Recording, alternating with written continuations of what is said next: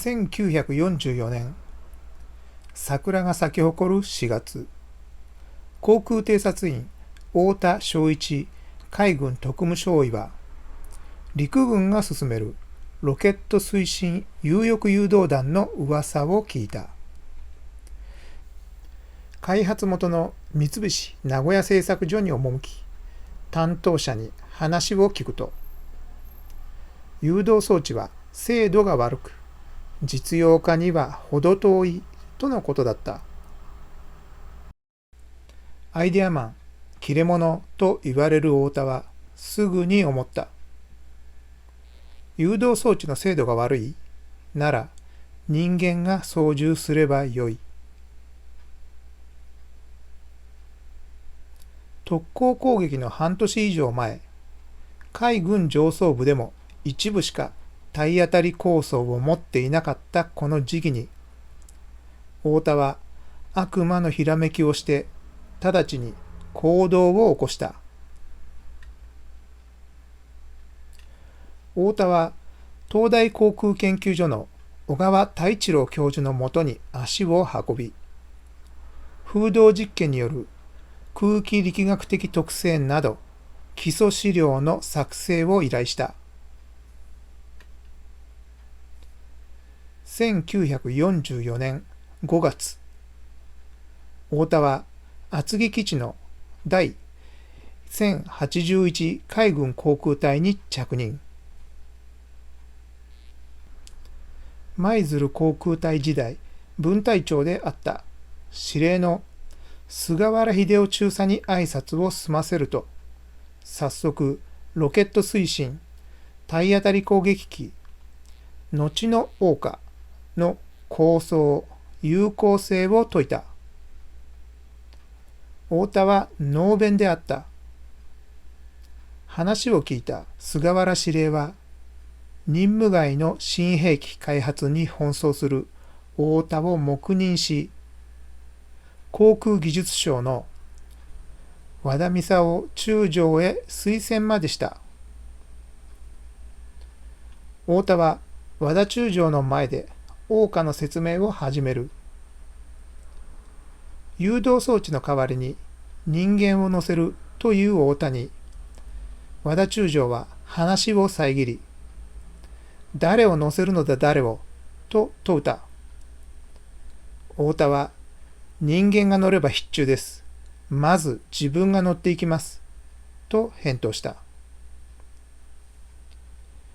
和田中将はこの言葉で桜花の研究を進めることを決意。航空本部二課長の伊藤中佐に取り次ぎ、研究に入る。8月初旬、太田は東大に依頼したデータと三菱の推進装置データを添えて、体当たり兵器案を航空本部に提出する。さらに部隊のパイロット数十名を集め、この戦局を挽回するにはロケット体当たり兵器桜花が必要であり、実現のため名前を貸してほしいと頼んだ。偵察員だから登場することはないと軽い気持ちの者や、熱い思いで欠板を押す者など多くの隊員が快く署名した。太田は体当たりに賛同する搭乗員の署名をした。この署名が後押しとなり、軍令部も承認。航空本部は発案者太田の名前から丸大と名付け、研究試作が開始された。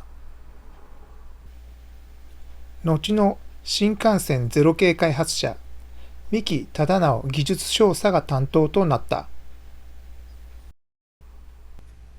1階の航空偵察員で海軍特務少尉の太田の思いつきが不思議なことに順調に進み、軍令部の承認を受けるに至った。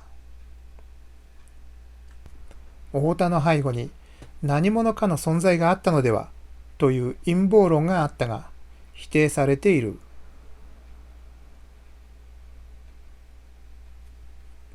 8月中旬、各航空隊で桜花の搭乗員募集が始まった。海軍省から公庫の憂いのないものから募集するようにという方針が出された。筑波海軍航空隊のゼロ戦搭乗員、湯野川中尉は、ただ一度の出撃で死に至る任務にためらいもあったが、この戦争は尋常な手段では勝てない。自分の命を有効に使えるならやってやろうじゃないか。母が悲しむかもしれないが、俺は次男で戦士要員だ、と決心。熱望の意志を上層部に伝えた。桜花の搭乗員は志願者の中から練度の高いパイロットが選ばれた。1944年8月18日、太田が航空技術書付きになる。8月下旬、伊藤中佐が桜花と命名。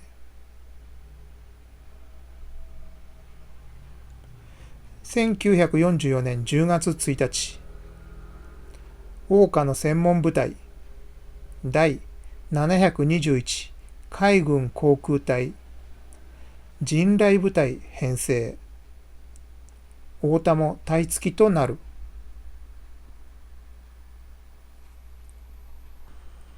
1944年11月、桜花11型完成。機首に1200キロの鉄鋼弾を埋め込み、火薬ロケットにより水平最高時速648キロ、滑空飛行時983キロ、敵機が追いつくことのできない高速で飛行し、搭乗員を乗せたまま敵艦に体当たりする。推進力を得られるのは15分。母機からの射程でも37キロ。母機となり、桜花を抱える一式陸上攻撃機は、速度、機能性が著しく低下する状態で、桜花を敵艦との射程まで運ばなければならない。この危険な任務に、野中五郎少佐が選ばれた。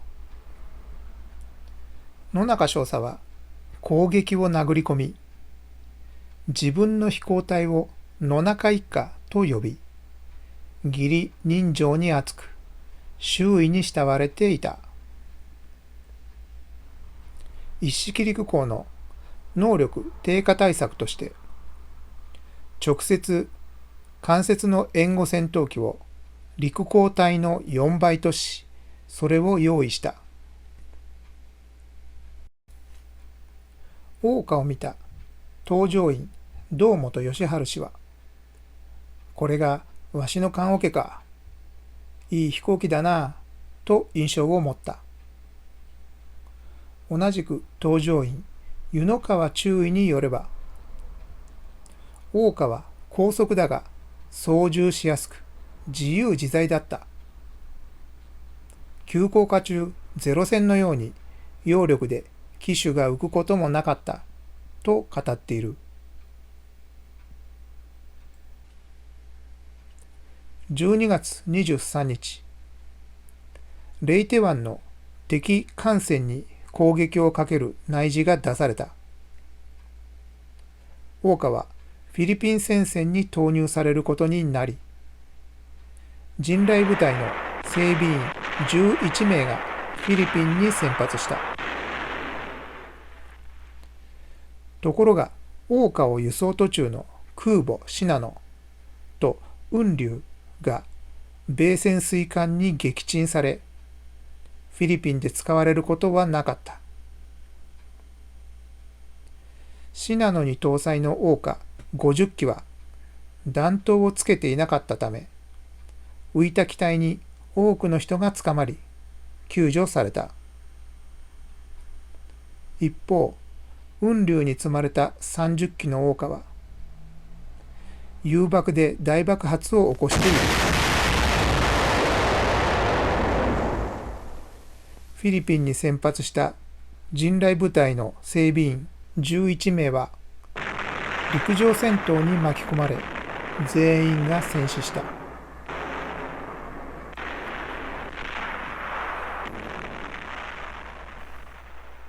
1945年2月10日、第五航空艦隊編成。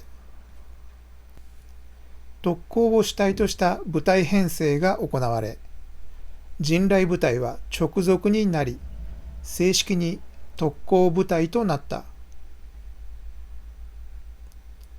2月15日、海軍は異例の取り計らいで、偵察員の太田に、桜花搭乗員への転換訓練を実施した。が、適正なしの判定を下した。周囲に、自分が乗るといい、誰もが当然真っ先に行く、と思っていた太田は、立案推進だけで飛ばないことになった。ある日、桜花開発を進める伊藤忠佐を訪れた太田は、また新しい発明を考えて持ってきます、と立ち去った。伊藤忠佐は太田の提案を採用してしまったことを心底悔やんだ。3月18日、空母12隻を旗艦とする米軍第58機動部隊、艦上機約1400機が日本近海に現れ、九州沖航空戦が始まる。桜花の護衛に用意された戦闘機164機も空戦に投入された。桜花初陣に用意できる護衛は55機にまで減っていた。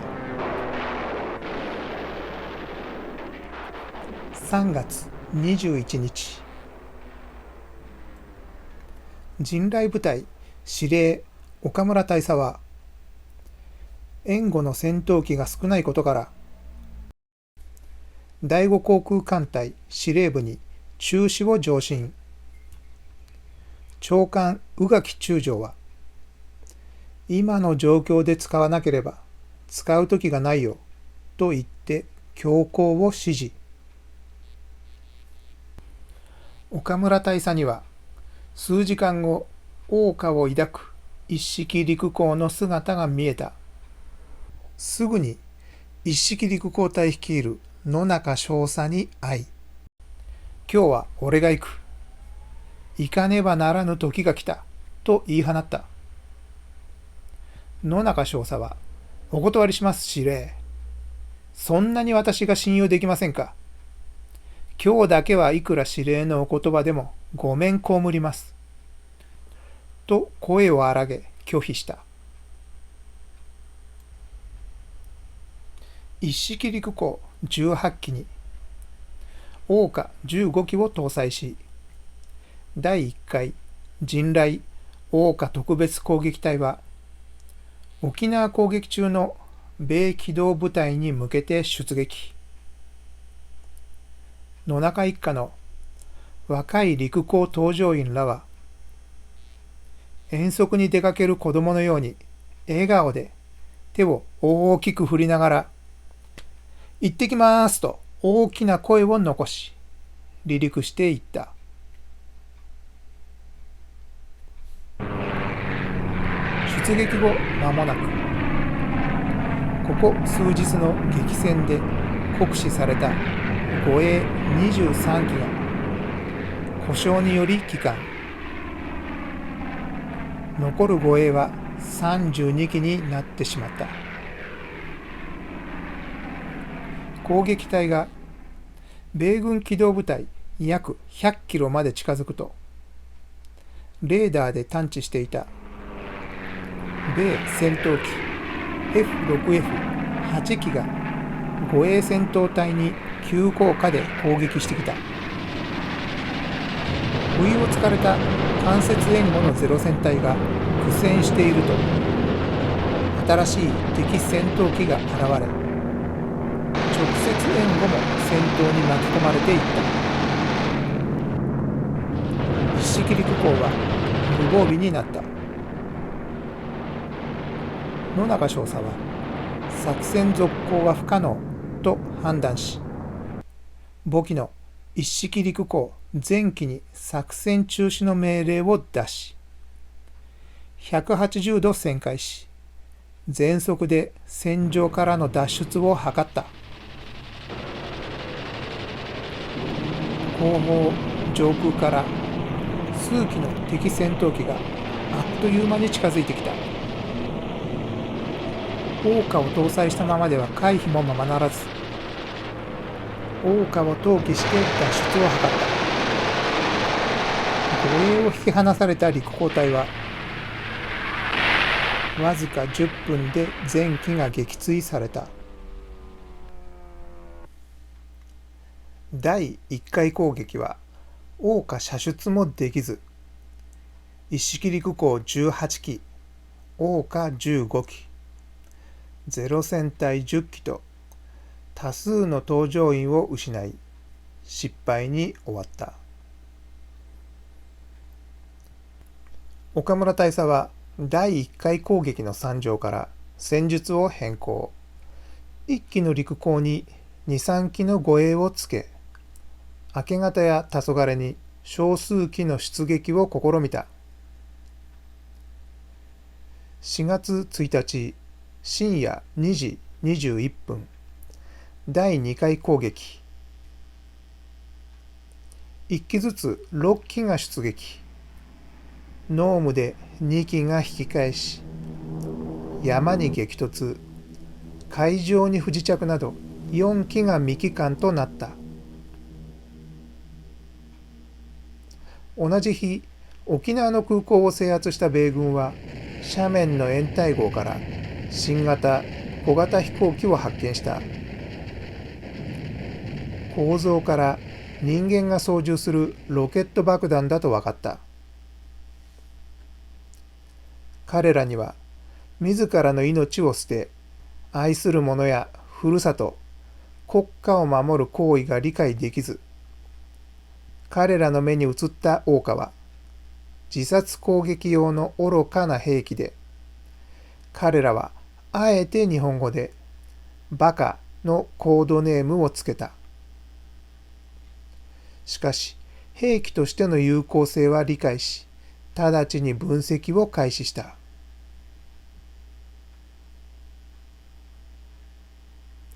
4月12日、第3回攻撃。桜花隊員たちは第1回、2回の秘宝を受けても士気は旺盛だった。土井三郎中尉はこれから出撃だというのに朗らかに談笑し、のんびりとしていた。陸港に登場しても敵が見えるまで仕事はないと仮設ベッドで横になった。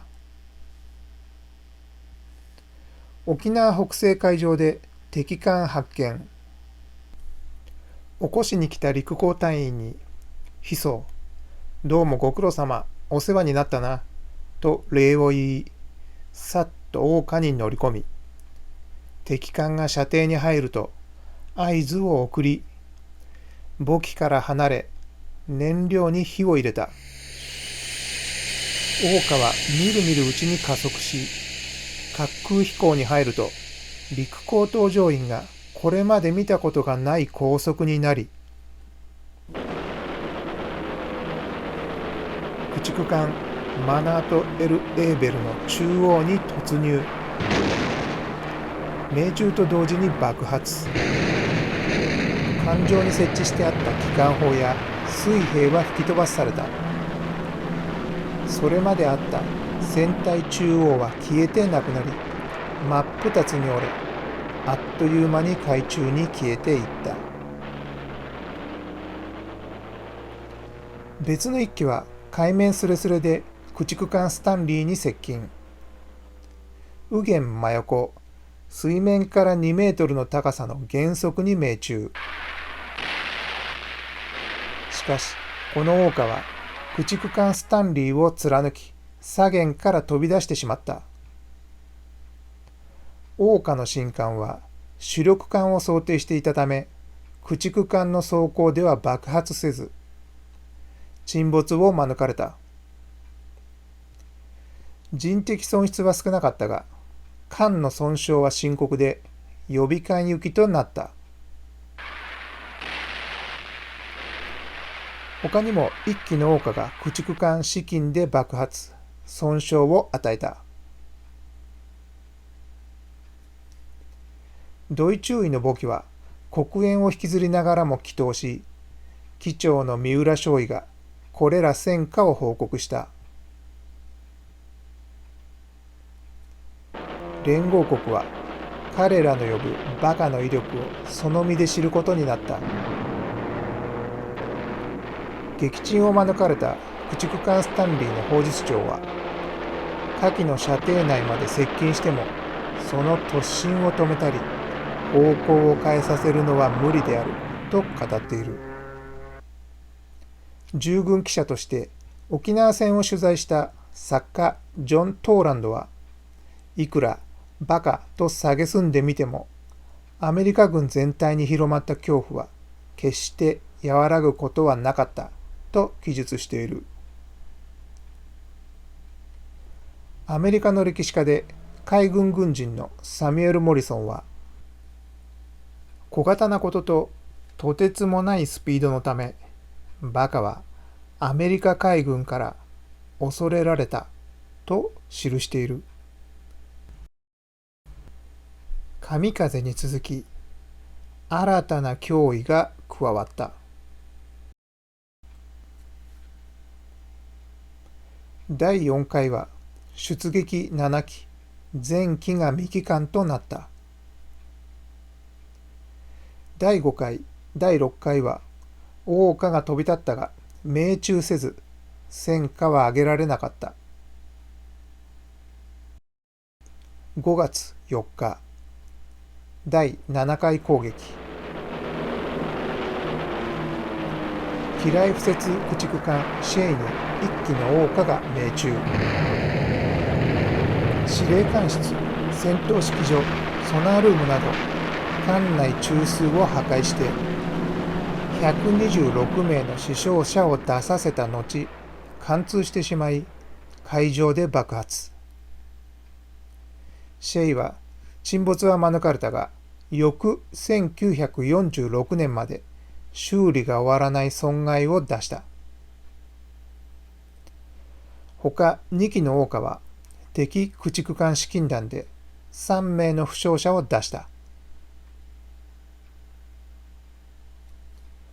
5月11日、第8回攻撃。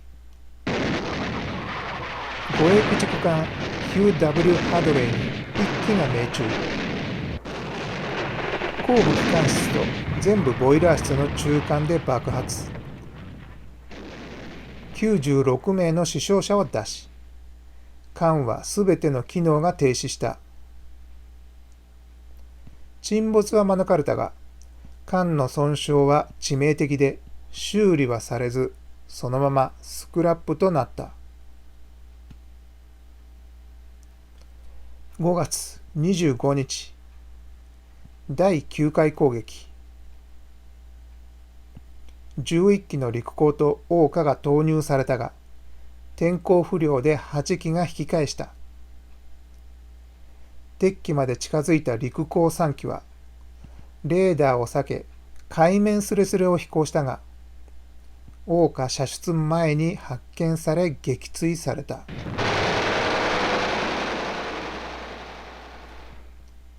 5月28日、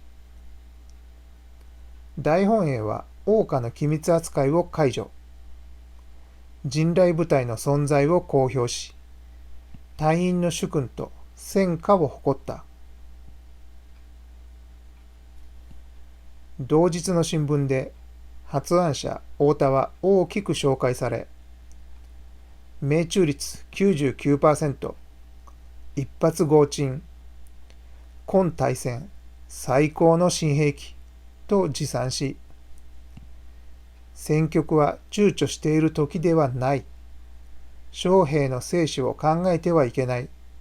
そういう事態ではない。と語っている。この後、太田の不遜な態度が目立つようになった。大岡東条院佐伯一匹荘は、太田が大嫌いだった。こんなものを発明したから死なないといかんと不満を持つ者が多かったと語っている。同じく大岡東条院植木一匹荘によると、体内の下士官と予備士官は圧力から抜刀騒動を起こした。太田は抜刀した下士官の前に立ちはだかり、俺を切ってから行けと一喝。その気迫に皆引き下がった。また、下士官上がりの太田は、大岡隊員の気持ちも十分承知していたと思う、と別の一面も語っている。翌29日、各紙新聞は一面で大々的に報じた。朝日新聞は、一発合鎮陣雷特攻隊、ロケット弾に乗って敵艦体当たりと勇ましく報じ、当時海軍の報道範囲だった作家川端康成は、沖縄周辺の敵艦船群はすべて海の藻図としてくれると書き、報道範囲だった作家山岡宗八は NHK のラジオで、陣雷大岡部隊について司会解説で国民の戦意を高揚させている。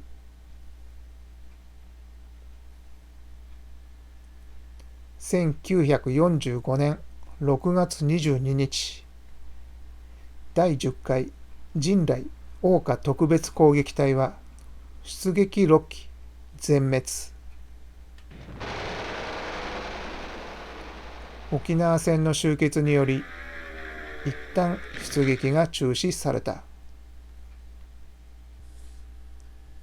7月、本土決戦準備として大岡搭乗員75名、陸港搭乗員400名、岡村大佐ら司令部は各基地に移動。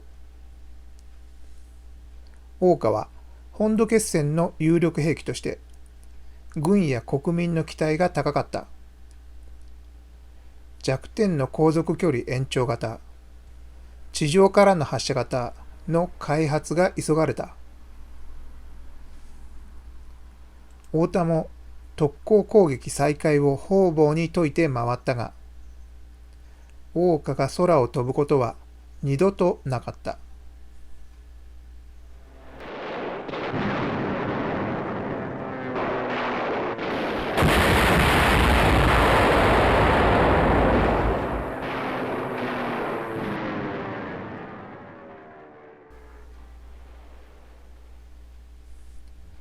8月10日、宇垣中将は第5航空艦隊司令長官の職を解かれ、日下龍之介中将が後任となる。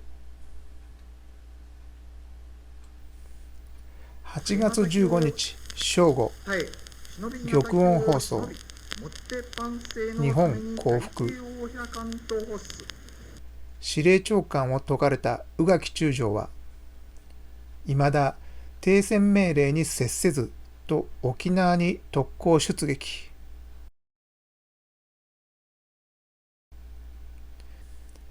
陣雷大岡隊は終戦を迎えた。8月18日、太田は茨城県郷野池基地の机の上に東方洋上に去ると遺書を残し、ゼロ戦で飛び立ち、そのまま行方不明となった。公務死として死亡が認定され、終戦時の注意から大尉に進級した。8月21日、司令長官久坂中将は、陸航隊桜花隊に解散を命じた。各々が陸港に分乗して故郷の近くの飛行場に帰るように指示した。隊員の乗った陸港は富士山を観光飛行したり、故郷の上空で旋回するなどして、最後は飛行場で乗り捨て、故郷に帰った。隊員たちは3年後の3月21日、靖国で会おうと約束を交わし、1948年3月21日、東京九段で再会した。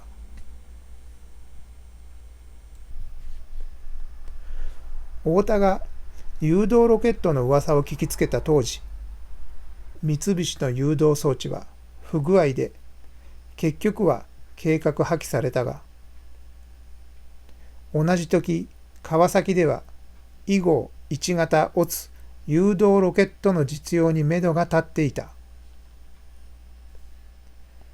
陸軍航空技術研究所の技術将校が、体当たり攻撃は技術者の怠慢、不名誉なことであるとし、以後計画研究に努め、1944年10月、試作1号機が完成し、実用化の域に達していた。空襲の影響で実戦投入できなかったものの、終戦までに150機が量産されていた。戦後、アメリカ軍は桜花作戦全体に対して、この自殺兵器の使用は成功しなかったと総括している。その原因としては、母機の脆弱性と分析している。桜花を含む特別攻撃で最大の被害を受けたアメリカは、防空システムの重要性を身に染みていた。これらを教訓とした研究が現在のイージスシステムへとつながっている。1994年12月、一人の男性が京都市の日本バプテスト病院に入院していた。男性の病はがんで、無国籍のため治療費は高額になった。保険を受けるため戸籍の回復を試みた。名前は太田正一。